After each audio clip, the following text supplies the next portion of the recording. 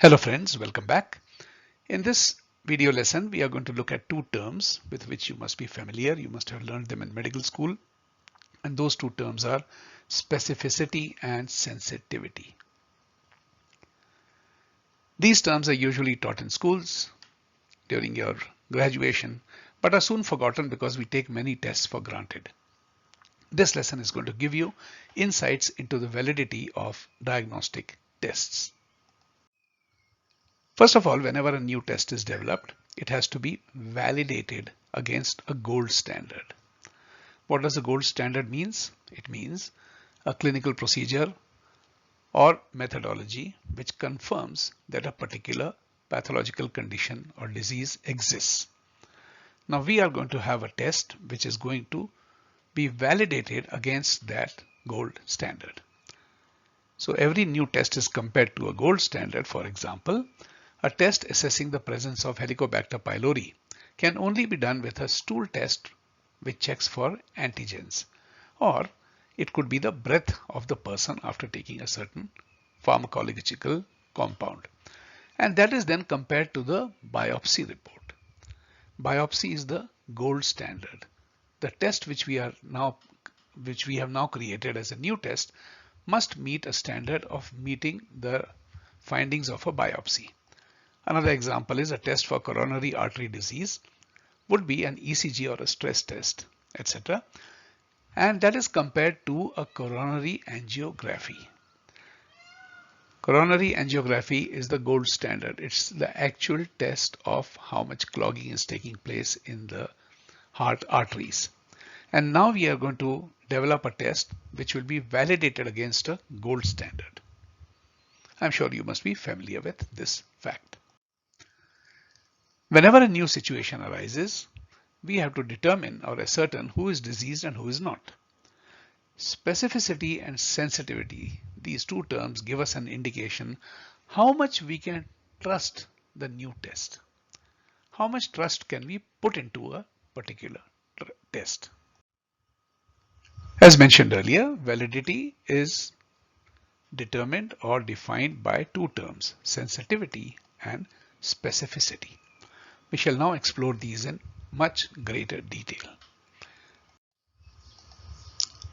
Anytime when we have to consider healthy people versus diseased people, we usually take some value which is proposed in the test. And we take into consideration a certain number of people and a test value. Let us put an arbitrary test value of 0 to 100. We could say that healthy people exhibit value between 0 to 50. This is a Bell's curve. So you could just calculate the p-value and come to some particular mean value which will determine the healthy state, but you will have a rough range. In this case, in this curve, it is shown between 0 to 50. Then we could have another curve for people who are not healthy or those who are having some condition which is being tested by the test. We'll call these people diseased. In these two curves, it shows that anybody who tests positive, that means has a value more than 50, is diseased. Anybody who has a value less than 50 is healthy.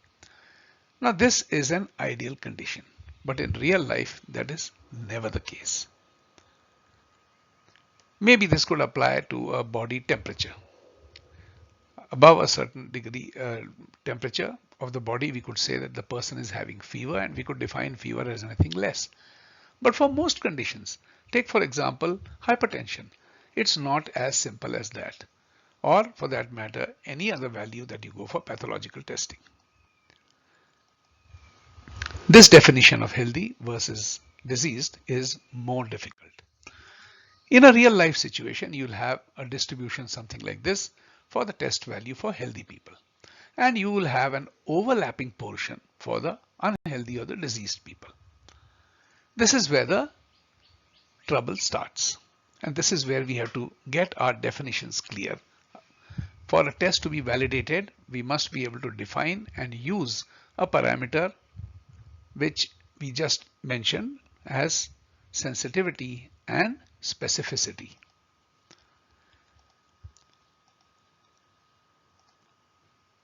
Now, supposing the threshold is too low. If I were to shift this blue line to the left, then more healthy people will be classified as sick. Right now, it's only this triangle shown over here. These are the number of healthy people which will be classified as sick because they will test positive according to the bar that has been set at this value.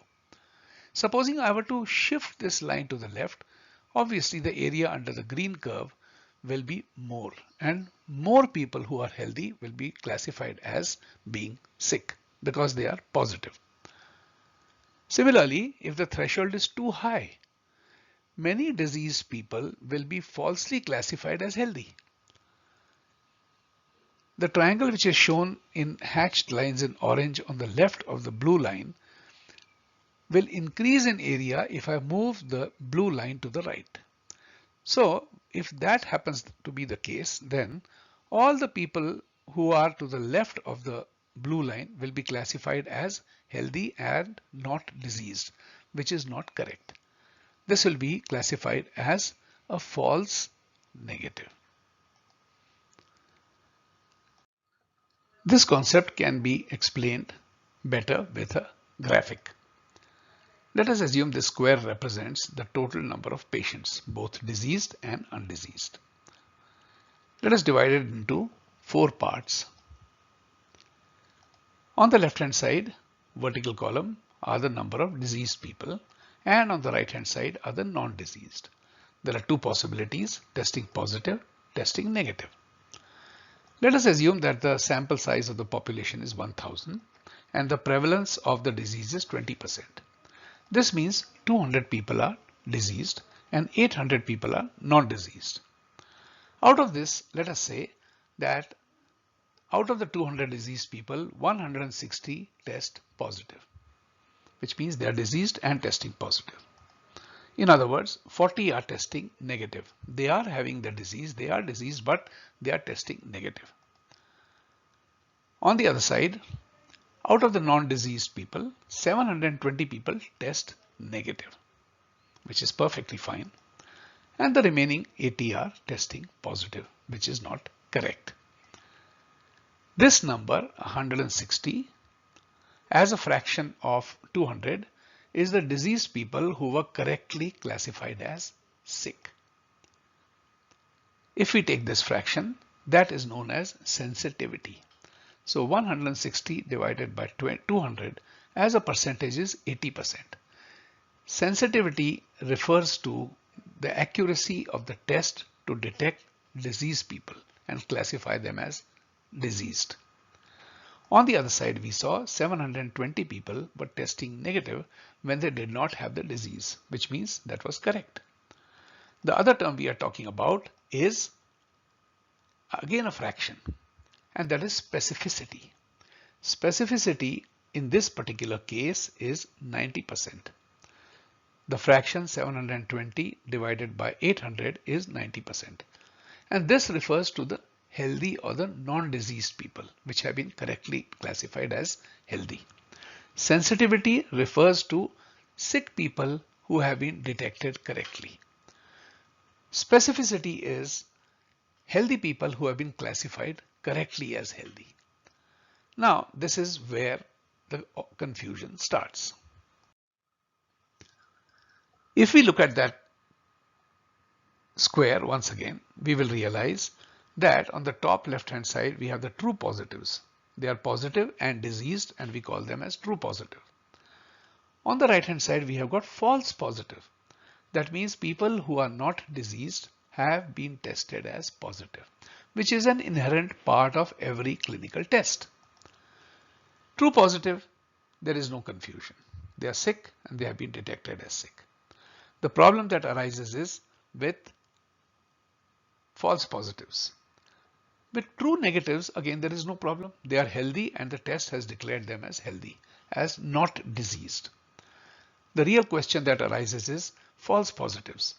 False positives are healthy people who have been declared diseased by testing positive and due to the shortcomings or limitations of the test. And this is where the trouble starts for the person or the suffering of the person. There is fear, They are labeled in a society as having that particular disease. They have to spend money. They have to undergo invasive tests, maybe undergo quarantine, and a lot more. This becomes a major factor of creating panic and of having economic consequences, both for the society as well as for the medical system as a whole. Let us work out an example with real figures. Do we know the values for specificity and sensitivity for COVID-19, which is ongoing? Here is an article from Medwave, and you have been given the reference of here, published on the 28th of April, which was midway from the time the crisis started, end of April. This article says that the COVID-19 test, which is the reverse transcript PCR test, has a validity of a sensitivity value 88.6 and specificity of 90.63%. In other words, they are both around 90%. Let us look at some data from the US CDC. This virologic surveillance data from the United States shows us that the total number of specimens tested is around 10 million, a little over 10 million. The total number of positive specimens is 1,239,000 or 1.23 million. With these figures, we can calculate the prevalence rates in America for the date that the data has been published. The prevalence rate is equal to the number of cases divided by population multiplied by 100. For the given figures, the prevalence rate in the United States is 1,239,169 cases divided by a population of 328,200,000 people. Multiplied by 100 gives us a prevalence of 0.378%. Let us use these figures to do some calculations to understand the subject better. As mentioned, there were 10.337 million cases tested. Now, out of these 10 million plus, about 1.2 million people who were sick tested positive. So these are true positives. We have been told by the one paper earlier that the sensitivity is 0.9, which means that actually there are 1.377 million who are sick. But some of the sick have tested negative. And that value can be found by subtracting the value of the sick who have tested positive from the total number who are sick, which comes to 0.138 or 138,000 million who are sick, but they have tested as false negatives. Let us continue further. If we look at these two numbers, the total number tested and the total number sick, and we take the difference, this tells us how many people are healthy. This figure is 8.96 million.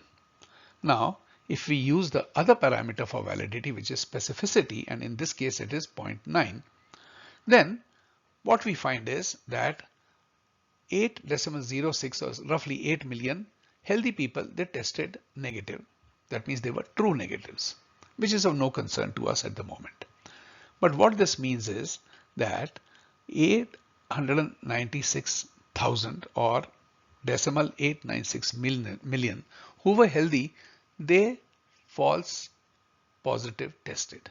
They were categorized as sick. Taking this calculation further, we have if we see the total number of positives are, which is shown in red, and that number comes from the red box, those are the number of sick people who tested positive. They were true positives. And we also have positives who are false positives, healthy people testing positive. And that number is 0.896. So the total of that comes to 2,135,000. Let us calculate the proportion of false positives. Now, the proportion of false positives can be calculated by taking the number of healthy people who tested positive and divided by the total number of people who tested positive. So that becomes decimal 896 divided by 2,135,000, and that comes to 0.42 or 42%. What does that mean? I am talking of a sensitivity of 90% and a specificity of 90%, which is fairly good. It appears very, very promising and extremely good. But when we translate that, we find that the proportion of false positive, that means healthy people who have been labeled as sick, is 42%. Let us see this in all its gravity. Total positives, proportion of the false positives, and what they actually mean. 42% of the positive cases are actually healthy, and they are being labeled as a social risk. They are undergoing unnecessary hospitalization, treatment, and much more. So don't be confused by high promising numbers like 90%. When it translates to numbers, as has been shown over here, it makes quite a different story. If you wish to read further on the calculation method, I would advise you to go to this particular paper, which was published way back in 2014, not when all this noise and other buzz was going on about the COVID-19. It has nothing to do with that. I would also say that this particular book, which is written by D. Colquhoun, that's a difficult word to pronounce, but lectures on biostatistics, this has been around for many years, and this I would consider as essential reading for anybody who's interested in biostatistics and epidemiology.